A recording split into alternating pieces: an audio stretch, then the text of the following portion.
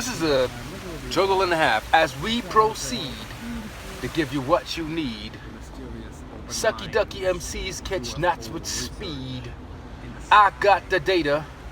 I'm a giant, bigger than Elohim, leaving footprints like craters. Kill the invaders. Ha! You can't outdate us. We're immortal. Silly Sally. Sad to say, stuff that brings syllables in the rough. I'm the rogue master, blast the disaster, have to smash ya when you're causing disaster. What? Okay. It's gonna be a little jiggly juggly, diddly doodly. I'm gonna try to do the best that I can to give you the goods as we go through the country. I don't know. Soon it'll look like I'm in mid-air, so bear with me. This is my usual trip out there into the field to explode. And as we're going through the traffic, weaving through traffics like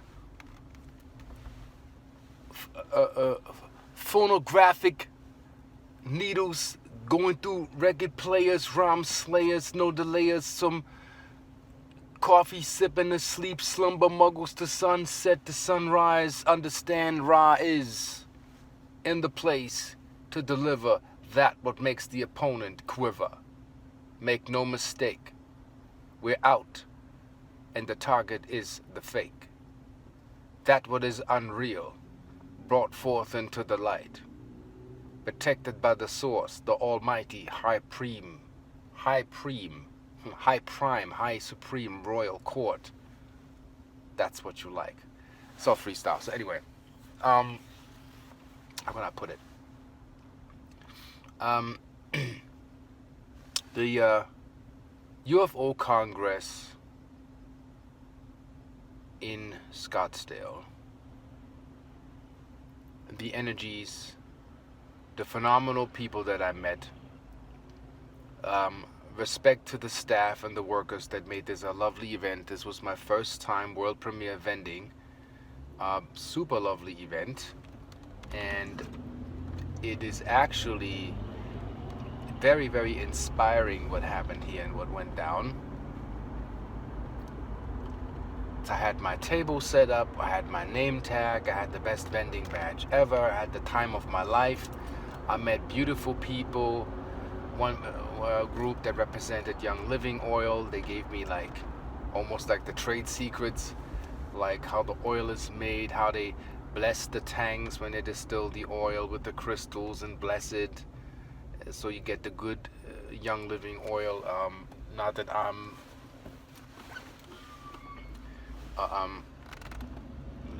I propagate good people. Then there was this other guy, James from Korea, who had this a VibraFit machine. It sounds like a commercial, but I have to get one myself. Amazing stuff. Miracle salt that he showed to me, like that you need a pinch of salt and your mineral household for the day is actually complete. Same as with our Ormus, we both compared how much alkaline power that has, and we both have actually the equivalent alkaline power, which is actually enjoyable, which I will put in my next Ormus commercial. And anybody that has Ormus has to go through this, you can say, Chamber of Fire test, because if you can't hack it, then your Ormus ain't worth it. It'll be a chemical test, quantifiable evidence to give people actually the proof that our stuff alkalizes the cells. So we'll give you a story about that UFO Congress, because we observe, we talk, we flirt, we talk to people, but we pay attention to what's in the field. So I'll tell you what I've witnessed. Like semi-witnessed, was a guy from England who kind of like shared that story, and we were like in range. So we believe that there were ETs among the people walking around. So people were tapped on shoulders. Weird wind would occur inside the facility, and a lot of energy was released. A lot of people had to purge after that anyway. So there was a lot of energy and movement that wouldn't be in any regular place. Plus the expectation levels, the excitement of contact was pretty high. So a lot of people had wide pupils. Only but a few were not so much in the field or feeling crystals or anything, which is okay. You know, everybody has their levels, how they're coming in. But overwhelmingly, people that came to my stand actually felt the stuff. And I told them I have no sales pitch. This is based on resonance. Does this speak to you? Do you feel like you want to give an exchange for what we have? And it was a very good exchange taking place with people having the openness to talk. We did readings, you know, we sold little items. I'll show later on in the video what we had on the stand and a little bit of what that resort, beautiful resort, looked like. So what I wanted to share is also all the workers there, all the people, all the award winners, from Patty Greer, to who was else there that I've noticed, the Lifetime Achievement Award lady, I don't know her name, that treats people that are traumatized from abduction cases, that has been on TV, that's been dedicating her life to this. You have to understand there's nobody that finances or invests in that because they think it's a little bit of cuckoo science, but I think it's worth it because we have now physical facts and data that actually prove that what we're doing leaves physical residue. So I want to give you a short story which I find phenomenal, is that we believe we had skinwalkers there, like ETs directly in human suits for a short visit to observe actually what we do there as we find out where we're from. Wherever these ETs were from, bless the two dudes that we saw. So here's what happened. Two dudes show up at the scene. They kind of look like, their hair, male. Their hair looked like wigs, but kind of like strange wigs. The face, they kind of look like puppets. I wish I had the photograph. I should have photographed that when the guy showed it to me. One guy had, I don't know, he had this liquid skin. It looked all oily and like shimmering green coming through, like a bad skin job. And the wig is almost like it was mounted to the fronts and kind of off. Something was off. Face completely symmetric, like a puppet, like a Ken doll or like Barbie, you know, like perfect. Little older dude, made to look like he would be a little bit older. And another dude right behind him, blonde hair, pale skin, symmetric face, brown eyebrows, which would not fit with the blonde hair. Usually when somebody has colored hair, you would see the root come through, or he just has colored his hair, platinum blonde. They all had this awkward walk, as if like it's the first time in a human suit and you're walking on a planet where you have to get used to gravity. Really, really, really weird things. Then one of the dudes goes to the entrance door and tries to walk into when the banquet is taking place. And the lady that is at the door is like, this is not for free, you know, there's an entrance fee. And he's like, what do you mean fee? She's like, exchange money, and like as if the dude didn't get it, there's monetary exchange. He's like, okay. And then he points at a lady, so he was observed, and says, the blonde lady said it's for free. But would you look at the lady that he pointed at, she was brunette, or brown hair kind of. Why would you say blonde? Okay, that does not fit. To me, like I look at patterns, that's already awkward. The dude doesn't seem to know monetary exchange. He speaks English, but it's like this, almost like computer voice, according to what is to be expected of him. Then he walks away, so I've heard, and also tap into, you know, the storyline and the emotion of what the person's telling me, what they observed. So for me, it is real.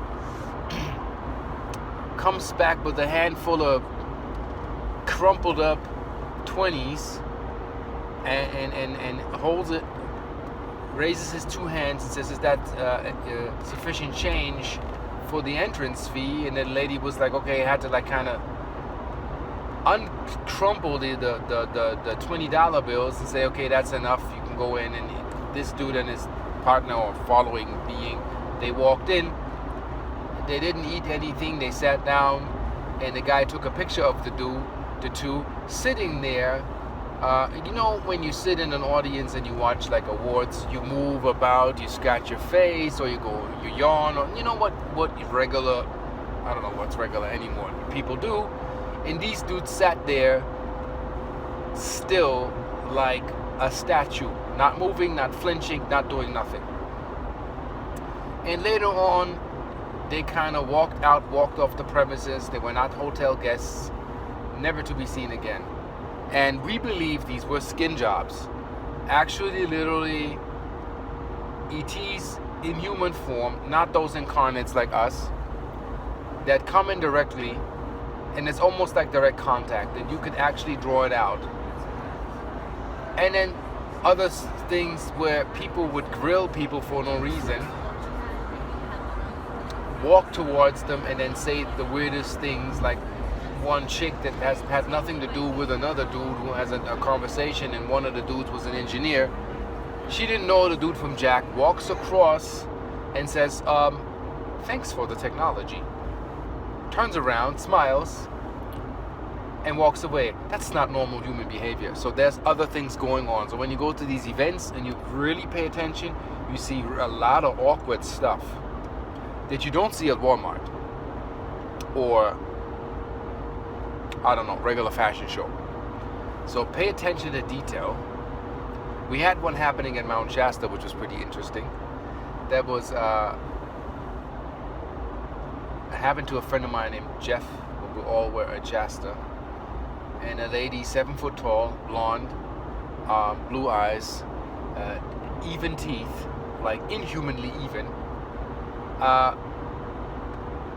kind of smiles, grills the dude, and I don't know if it was the lady or if it was her partner or another individual happening where crosses the street, says, "You're here to save the planet. Thank you." And then, you know, weird, like the cone heads, and then turns around, walks away, and you'd wonder, okay, what's going on? And these cases happen more. I mean, they had a case with crop circles where there was a team out in England studying the crop circles and measuring the crop circles, and they had kind of like problems with what they were looking for within the crop circle. And then two dudes show up in the field, clean shoes. You know, when you walk to the field, you get dirty. These people were not dirty. Like, this is already like something to look at. And came across to help the team on, I think, the left side. And they said, well, when you measure here and you look for radiation here, and then you pointed a few facts out that kind of were mind-blowing, you find more stuff. And they're like, well, thank you, that helped so much. And these dudes walk out the crop circle into the night, disappear. And then with the walkie-talkie, they call the left side, be like, did you see those two dudes that, are they with you? And they're like, I don't know who you're talking about. So never to be seen again, never heard from. So these cases I find very peculiar and very interesting, that, you know, something pops up out of nowhere and you have no idea how that happens. One, I can go back to my mom, and, you know, after she had a car accident pregnant with me, she was in a coma. Doctors weren't sure if they have to keep her in the coma artificially and C-section me out to save at least one life. They wouldn't know if she would come back or I would even be with that. So she said when she came out of the coma in the hospital, a nun came into the room to the bedside, said, "Your child will be okay," and walks out of the room. And my mom said she asked if there are any nuns working in the hospital. No nun would work at the hospital. Nobody has seen her or heard the name or had any idea that this woman even was in her room. So another being, as an AKA angel or ET, showed up, made its presence felt, let my mother know that everything is okay, and disappeared. That's what I believe and what I feel. You know, could be that's just some random nun walks into the hospital, picks my mom's room, doesn't know my mom, walks in there, you know, hasn't seen me, has no clue, and says the child will be okay, no worries. Could be rational random. Not! And another case, girl walks down the mountain, must have been 10 years old, and a boulder got loose, the size of the girl. And the boulder is about to smash the girl. Father is on the mountain, sees that, says that my daughter is gone. I'm already letting go. I know my child is going to be smashed. Out of a bush, in the trajectory where the boulder is rolling, a dude pops up with a baseball cap, jumps in front of the boulder, grabs the child, rolls over, saves the child last minute, walks over to the father and says, my pleasure, you know, adjusts his head, walks away, never to be seen again. Like out of nowhere. There was nobody in the field. All of a sudden this dude is in the field. I believe there's sometimes ETs or humans that we call angels that have interdimensional access. They can walk in and out, make their presence felt, make sure you're adjusted, make sure you stay on your timeline. They make sure that you're safe. They most likely dressed like a tourist misplaced in the wrong movie, like where it doesn't make sense. Let's say you're in the desert, let's say you're in Death Valley, a black limo stops, high-tech car, a dude steps out with leather shoes and no dust. But that means what, for 6 or 7 hours you haven't left your car? Suit not wrinkled from sitting in the chair, crispy clean, fingernails, everything trimmed like it's uncannily, skin as smooth as a baby's behind. And you have to wonder when you meet those people, like, okay, who are you, where are you coming from? So I'm looking at these patterns, and I find that very, very interesting. So I wanted to share that with you, that things happen at these events, that we pay attention. A lot of energy is being released. When you go to a UFO Congress, I'd say, when you pertaining that consciousness is eat light, shield yourself, ground yourself, watch who's talking to you. I mean, we had even energetic vampires there that walked in, took all the energy we had, and we lost like body temperature. But we had at least modalities there at the place where you could sit in a beamer chair to get your Schumann resonance back. I mean, they had phenomenal stuff. There's one thing that NASA developed, a beamer chair, where the Mary Magdalene codes electromagnetically are being sent back into the body. And usually when I lose my resonant frequencies, I get cold feet. That has to do with a lack of Schumann resonance, meaning you need Earth's connection, Earth soil. A shoe with rubber sole is an insulator. It's not really connecting you to Earth.